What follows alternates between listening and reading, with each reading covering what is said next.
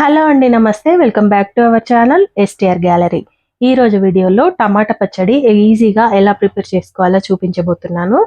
ఈ టమాటా పచ్చడి అన్నం, చపాతి, దోశ ఎందులోకైనా కూడా చాలా టేస్టీగా ఉంటుంది.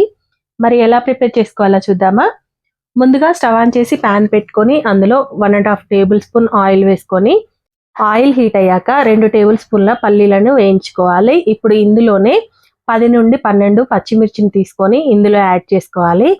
ఇలా వేసుకొని 1 నిమిషం పాటు వేయించుకున్నాక ఇందులోనే సన్నగా తరిగిన ఒక ఉల్లిపాయ, అలాగే వెల్లుల్లి రెబ్బల్ని ఒక 10 వరకు వేసుకొని ఇందులో యాడ్ చేసుకొని ఒకసారి బాగా కలుపుకోవాలి. ఇలా కలుపుకున్నాక 1 టీ స్పూన్ వరకు జీలకర్ర యాడ్ చేసుకోవాలి.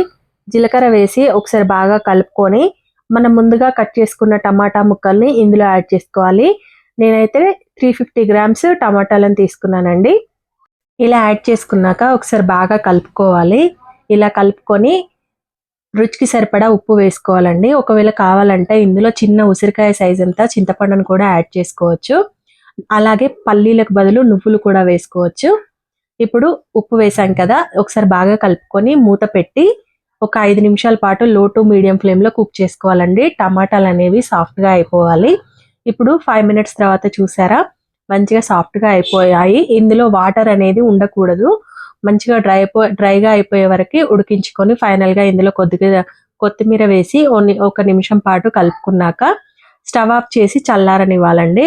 ఇప్పుడు కంప్లీట్గా చల్లారిపోయాక దీనిని అయితే మిక్సీ పట్టుకోవాలి. చూస్తున్నారు కదా, ఇప్పుడైతే స్టవ్ ఆఫ్ చేసేసాను. చల్లారాక ఇప్పుడైతే మిక్సీ పడుతున్నాను, చూసేయండి.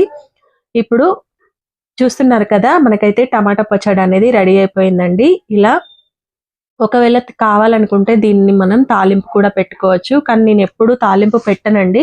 ఇలాగ డైరెక్ట్గా తినేస్తాం. ఈ పచ్చడి దోశలోకైనా, చపాతీలోకైనా, అన్నంలోకైనా చాలా టేస్టీగా ఉంటుంది.